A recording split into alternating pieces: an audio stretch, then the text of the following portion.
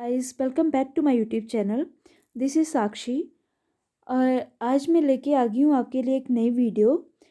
तो गाइस जैसा कि आप जानते हैं, हम प्लेन्स के बारे में पढ़ रहे थे जिसमें से हमने दो प्लेन्स कवर कर लिए थे और आज हम थर्ड प्लेन के बारे में पढ़ेंगे जिसका नाम है द गंगा प्लेन। जो गंगा प्लेन है वो नॉर्थ नॉर्थ इंडियन प्लेन का बहुत बड़ा पार्ट है, जिसमें बेसिकली आप देख सकते हैं गंगा रिवर इंक्लूड होती है और उसकी कुछ ट्रिब्यूटरीज हैं जैसे यमुना, घाघर, कोसी, गंडक। ओके, ये सब इसकी ट्रिब्यूटरीज हैं। तो नेक्स्ट अब यहाँ पे हम देखते हैं जो हमारा गंगा प्लेन है is the greater than the Rajasthan plain, and Rajasthan plain is greater than Brahmaputra plain, and Brahmaputra plain is greater than the Punjab and Haryana plain. So I hope कितना आपको समझ आ गया होगा। अब नेक्स्ट करते हैं हम। So you can see here guys कि जो ग्रेट प्लेन है इंडिया का वो दिल्ली से कोलकाता तक स्ट्रेच हुआ है और वो एक बहुत बड़ी लार्ज यूनिट है। वो हम ये बोल सकते हैं this is the largest unit. Okay, और जिसका हम यहाँ पे देख पा रहे हैं जो यहाँ पे इसका दिया हुआ है 3.75 लाख स्क्वायर किलोमीटर जो है इसका एरिया है जहाँ तक कि स्ट्रेच हुआ है। और नेक्स्ट है the Ganga along with its large number of tributaries originate in the Himalaya. देखो अब क्या होता है कि जैसा कि आपको मैंने बताया था कि हिमालय से जैसे ग्लेशियर पिघलते हैं, ठीक है, यहाँ पे ग्लेशियर मान लो, आप ग्लेशियर पिघलेंगे तो इस वहाँ से एक रिवर ऑरिजिनेट होगी और वो प्लेन एरिया में जाके गिरेगी और वहाँ से जाके वो ड्रेन होती है। मैंने आपको बताया था ड्रेन होती है वो बे ऑफ बंगाल में। जो मैं गंगा की बात कर रही हूँ और उसकी ट्रिब्यूटरीज की, तो ऊपर हिमालय से जो रिवर्स ट्रिब्यूटरीज आती हैं वो इसमें आके इस तरह से मिल जाती हैं। और कुछ रिवर्स हैं ट्रिब्यूटरीज हैं जो नीचे की ओर से मिलती हैं। जो एक इसमें गाइस एक फैक्ट आप याद रखना कि नीचे से जो साउथ से आके मिलती है उसका नाम सोन है, वो सोन रिवर है। और इसको कॉम्पिटिटिव एग्ज़ाम में काफ़ी बार पूछा गया है कि कौन सी ट्रिब्यूटरी है गंगा की जो साउथ से आके इसके साथ मिलती है। तो मैं आपको बता रही थी कि जैसे ट्रिब्यूटरीज आती हैं तो क्या करती हैं वो खुद अपने साथ जब बह के आती हैं तो डिपॉजिट साथ में लेके आएंगी। जब डिपॉजिट वो अपने साथ लेके आएंगी तो उन डिपॉजिट को वो एक जगह इकट्ठा कर देगी और वहाँ पे वो जो मिट्टी होगी वो काफ़ी फर्टाइल हो जाएगी और वो जैसे खेती करते हैं जो भी हम बोते हैं वीट, मक्का वगैरह, है ना, तो उसमें वो काफ़ी हेल्पफुल देती है। और नेक्स्ट है हमारे पास यहाँ पे आप देख सकते हैं कि यहाँ से जो पेनिनसुलर रिवर हैं जो आती हैं वो कौन कौन सी है, जैसे चंबल होगी, बेतवा, केन, सोन। और सोन गाइस मैंने आपको बता दिया इसका कि मेन फैक्ट क्या है।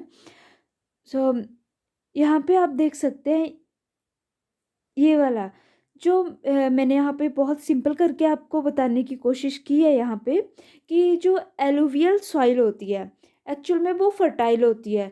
जब सॉइल फर्टाइल होगी तो उसमें एग्रीकल्चर काफ़ी होगा और जब एग्रीकल्चर काफ़ी होगा तो वहाँ पे पॉपुलेशन भी काफ़ी होगी और पॉपुलेशन बहुत ज़्यादा वहाँ पे पर्सन जो है रहने लगेंगे।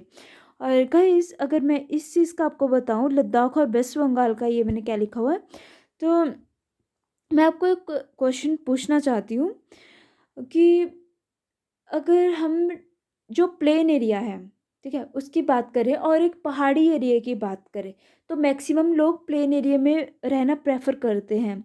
सो वो क्यों करते हैं प्रेफर प्लेन एरिया में रहने का, तो मैं आपको यहाँ पे बताती हूँ कि जैसे लद्दाख हो गया, हिली एरिया है, वो हिल्स है वहाँ पे, तो उसको बोलते हैं वहाँ पे एक्चुअली एक पोलियंड्री, ये समझ लो आपकी सिस्टम है, ठीक है, पोलियंड्री सिस्टम है वहाँ पे।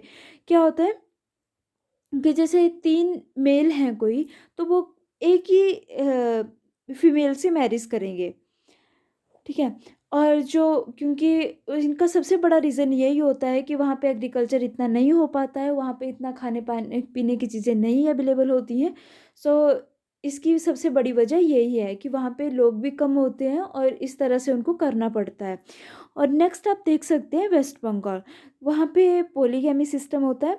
पॉलीगैमी मीन्स कि वहाँ पे 3 मेल्स जो हैं 3 फीमेल जो हैं वो एक ही मेल से मैरिज करेंगी, ठीक है? 3 फीमेल्स एक मेल से मैरिज करेंगी, क्योंकि पॉपुलेशन बहुत होती है यहाँ पे, उसकी वजह से इनको ये सब सहना पड़ता है, इस तरह से इनको रहना पड़ता है। गाइस यहाँ पे आपको एक सिंपल सी बात मैं बताना चाहती हूँ कि यहाँ पे एक्चुअल में क्या है कि जो ट्रिब्यूटरीज हैं वो यहाँ पे इसकी दो दो साइड से मिलती हैं। एक है, मैंने आपको बता दी, हिमालय, और दूसरा मैंने आपको बताया पेनिनसुलर, जो नीचे से आके मिलती हैं। तो आप देख सकते हैं कि इसमें 2 जगह से मिल रही है, एक हिमालय से आके मिल रही है और एक पेनिनसुलर से। और गाइस ये चीज़ आप याद रखना, आपके लिए बहुत बेनिफिशियल रहेगा। और नेक्स्ट हम करेंगे अब regional division of Ganga planes.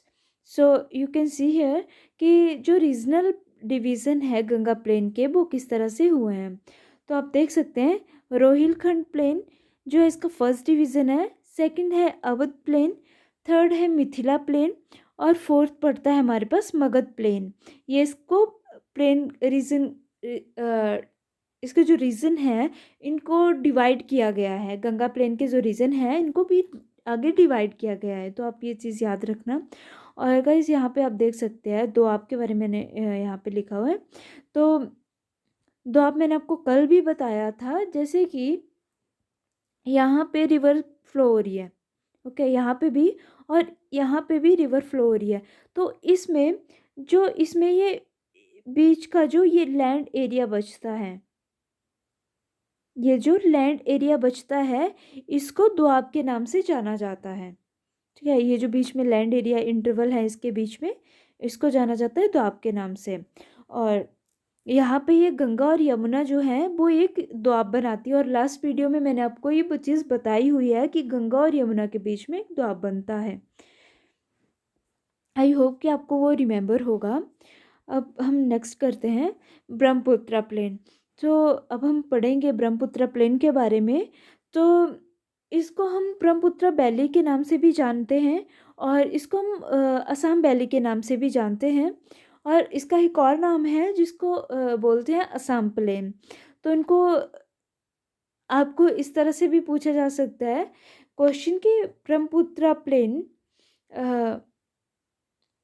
को और कौन कौन से नाम से जानते हैं, या फिर आपको अगर कोई क्वेश्चन आया वहाँ पे हो सकता है कि वहाँ पे ब्रह्मपुत्र प्लेन ना दिया हो और वहाँ पे असम वैली दिया हो या असम प्लेन दिया हो, तो गाइस यहाँ पे कंफ्यूज नहीं होना है। और जो एक्चुअली असम वैली क्यों बोलते हैं इसको मैं आपको यहाँ पे बता दूँ, तो ये जो सिचुएटेड है वो असम में सिचुएटेड है, ब्रह्मपुत्रा वैली जो है, तो उसकी वजह से इसको इस नाम से जाना जाता है। सो नेक्स्ट हम देखते हैं its western boundaries formed by the Indo Bangladesh border as well as the boundary of the lower Ganga plain. So guys अगर ये चीज़ आप बहुत अच्छे से स्टडी करना चाहते हैं तो अपना मैप खोल सकते हैं, वहाँ से आपको अच्छे से क्लियर हो जाएगी ये चीज़। एंड नेक्स्ट है it's eastern boundaries formed by Purvanchal hill. तो मैं आपको यहाँ पे बता देती हूँ कि यहाँ पे जैसे ये एरिया है आपका, जैसे ये एरिया है आपका ईस्ट वाला जो असम अरुणाचल प्रदेश वाला एरिया है, तो यहाँ पे जो हमारे पास पड़ता है ये एरिया पड़ता है पूर्वांचल का, ये एरिया पूर्वांचल का पड़ता है। तो आप यहाँ पे देख सकते हैं कि इसकी जो ईस्टर्न बाउंड्री है, मैंने आपको बता दिया कि इसकी जो जो असम के ईस्ट में पड़ता है वो पूर्वांचल हिल्स ही पड़ती हैं, मैंने आपको ड्रॉ करके बता दिया।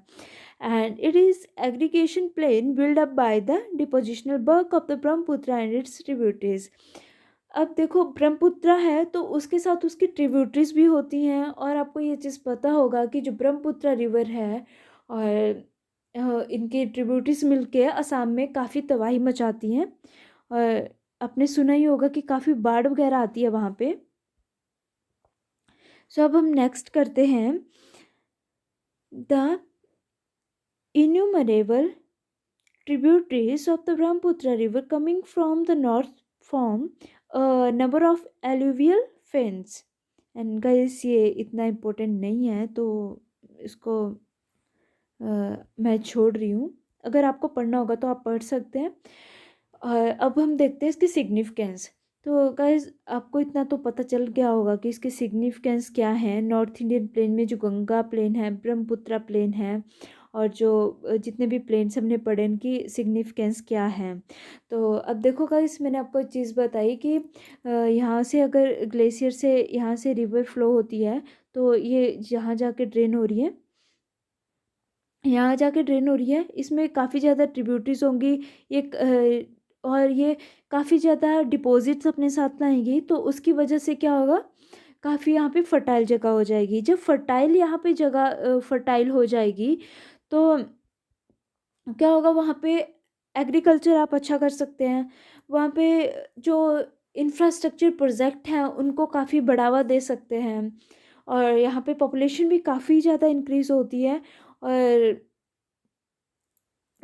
इसका भी यही रीज़न है, मैंने आपको बता दिया, इसका यही रीज़न है कि क्यों होती है यहाँ पे पॉपुलेशन ज़्यादा। और गाइस जो मैंने आपको क्वेश्चन पूछा है और आपको आंसर भी बताया उसका कि हिली एरिया में क्यों कम पॉपुलेशन होती है, और नॉर्थ जो प्लेन होता है वहाँ पे क्यों काफ़ी ज़्यादा पॉपुलेशन होती है। तो गाइस ये काफ़ी बार क्वेश्चन यूपीएससी मेंस में भी पूछा गया है। सो आई होप कि आप इसको अच्छे से स्टडी कर लेंगे। सो गाइस ये था हमारा आज का video. So thanks for watching. Please like share and subscribe my channel, and please don't forget to hit the bell icon for new videos. Thank you so much.